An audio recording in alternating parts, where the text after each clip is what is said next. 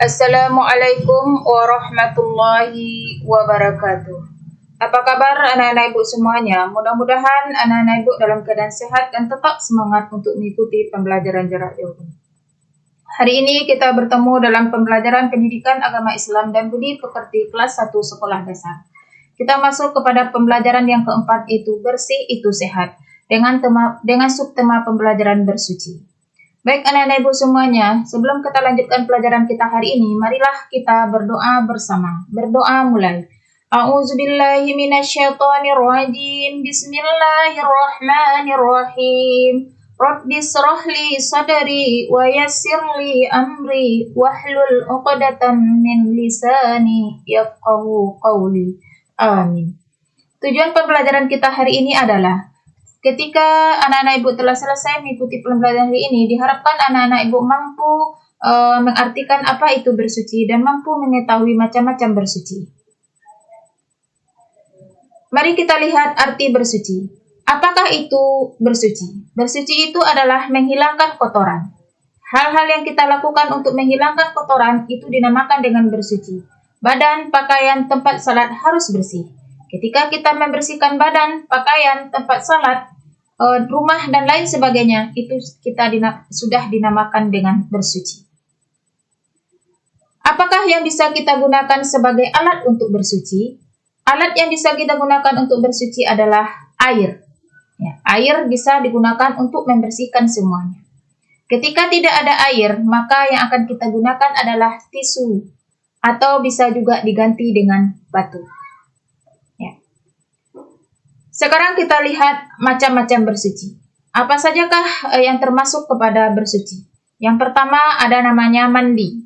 Badan yang kotor harus kita mandi. Dengan mandi kita menjadi bersih dan sehat. Ya. Anak-anak ibu, apakah sering melakukan mandi? Ya, kita mandi paling tidak 2 kali dalam sehari.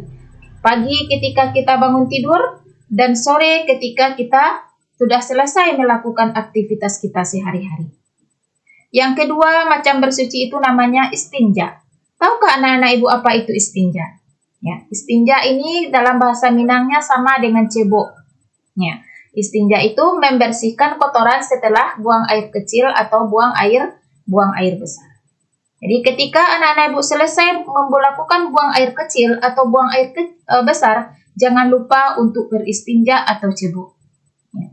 Ini terutama ketika buang air kecil ini biasanya kebanyakan anak-anak ibu tidak melakukan istinja atau membersihkan tempat buang air kecil atau buang air besarnya.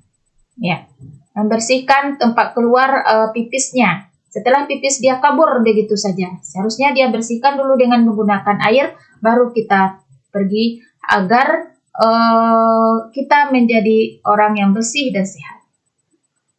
Yang ketiga, macam-macam bersuci itu adalah wudhu. Ya, wudhu kita lakukan ketika kita ingin mengerjakan sholat, ingin membaca Al-Quran, atau ketika kita ingin melakukan ibadah kepada Allah Subhanahu wa Ta'ala. Kita harus bersuci terlebih dahulu dengan cara melaksanakan wudhu, dengan ketentuan cara-cara berwudhu yang sudah disyariatkan oleh Islam. Baik anak-anak ibu semuanya, demikianlah pelajaran kita hari ini, yaitu tentang bersuci. Ya, sebelum kita akhiri pelajaran pada hari ini, silahkan nanti anak-anak ibu dengan bimbingan orang tuanya untuk mengerjakan tugas atau soal yang ada di layar ini sebanyak 5 buah. Saya harapkan kepada orang tua betul-betul anak yang menuliskannya di buku latihan PAI-nya. Ya, jangan kita orang tua yang menuliskannya, anak kita yang menuliskan, tetapi kita yang membimbingnya. Bagaimana cara menuliskan? Ya. Nanti setelah selesai difotokan dan kirimkan ke WA pribadi saya. Ya, terima kasih saya ucapkan kepada orang tua yang sudah membantu anak kita belajar di rumah. Akhirnya saya sudahi pelajaran kita hari ini dengan mengucapkan Alhamdulillahirabbil alamin. Assalamualaikum warahmatullahi wabarakatuh.